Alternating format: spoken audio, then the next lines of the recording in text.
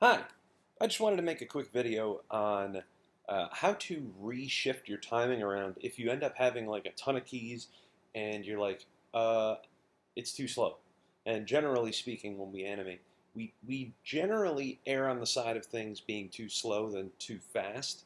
I don't know why that is, but they're like, it's very, very common that an animation is more on the side of too slow than being too fast. So uh, sometimes what will happen is we have so many keys, we're trying to get a bunch of motion in there, and eventually what ends up happening is your timeline looks like this, and you've got 100,000 keys, and basically how can you shrink the timing if you've already got keys on one. So basically that means that some of these keys have to disappear in order for us to scrunch up the timing a little bit, because I can't just scale it in and have that work. So I just want to show this real quick. So it's basically the second half, I would say, like right about from like here. It feels a little bit on the slow side, like it's underwater, right about through there. So especially right there. Now how do we get this to be tighter? So let's start there. We'll keep this. So what you're going to want to do is grab the whole rig, every single thing, and basically scrub through and find that area where it's like, okay, it felt like right there. You kind of scrub through and see, boom, it goes, and then it just, I'm scrubbing at about the same rate. And you can see like right from here to there, there's a lot of movement over a short period, and then it just kind of slows down. So it's not that the poses are bad. The poses are fine. It's really the fact that it's just taking too long to do these actions. So what I suggest doing is, again, grab the whole rig, go ahead and find the extreme position. So I would say right there at 50, we'll key that, hit the S key, find the next extreme position. Technically, that would be where the hand kind of just touches the chest there, so I'd key that. Now, here's the crazy part. We're getting rid of all of those keys between these two. So we keep 50, we keep this position, and we just let Maya interpolate that. Now, if I undo it and redo it, do you see, like, if I keep this and get rid of all this, there's not a lot of a difference, really. It's still doing kind of the same thing. So next extreme, well, the next extreme is right when this other hand touches the belly right there. So we'll key that, get rid of these other two. So what am I doing? I am kind of subtracting, if you will, the weaker keys, the ones that are like, yeah, they were kind of doing something. It's not that they were worthless, but what they're doing is they're kind of impeding our timing. We're trying to scrunch up our timing, and if everything is on ones, it makes it very difficult to time. So to kind of make this change here, we can kind of find where are the extremes. So here's the next one, right about there where the head reaches the very, very top of the tilt back, right? So we'll key that. Now, that means we had a key here, and then, this key at 70 and this key at 73, are they really doing anything? Not really. They're not. They're like kind of on the way to this extreme at the top where the head reaches all the way back. And then, of course, what's the next one? Down at 87. So get rid of all of these between those two. And then, of course, our last one is just a subtle, it's kind of a settle in there. So what do we have? We have 50. We go from here to there, to there, to there, to there, to there. So what I'm going to do is we're going to play blast this and kind of compare. Although obviously now we have a highlighted phone, but that's all right. So this is what we had. And you tell me if this is much different. Now, the timeline is like, we cut out more than half of those keys, really. Oops, this one. Do you notice a difference?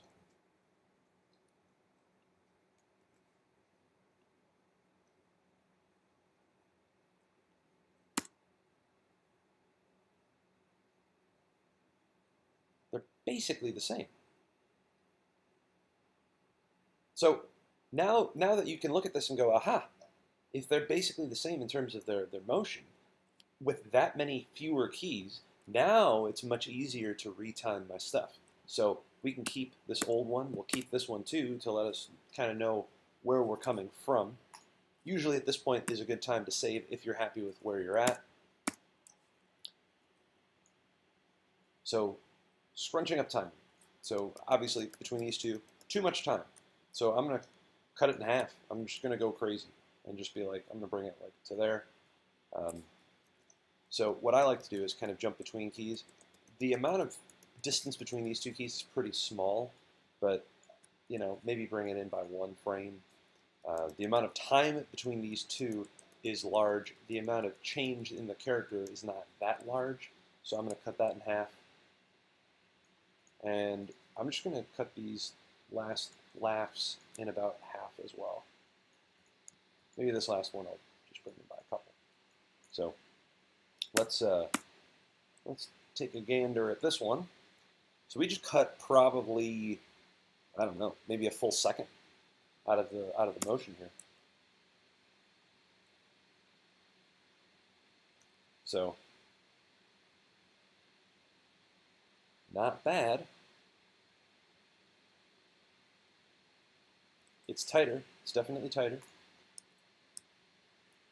Let's see if we can do better.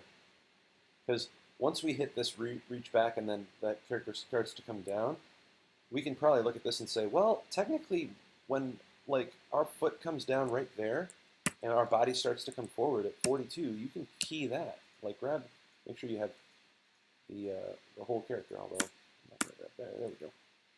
We'll grab it here. So the character leans back at about 42 is just about the extreme. Maybe at 43. We could do 43. So we'll keep 43, and guess what? What's the next extreme? 50, right? As we come forward. So 43, and then a key at 50, and all these keys right here, gone. Now, what about the amount of time between these two? I'm not going to keep it the same, because then what would be the point? So cut it in half. I might even tighten this up a little bit more as well. That might be a bit too much. Maybe I'll not go so crazy. You know, you can go too far. So let's try something like that.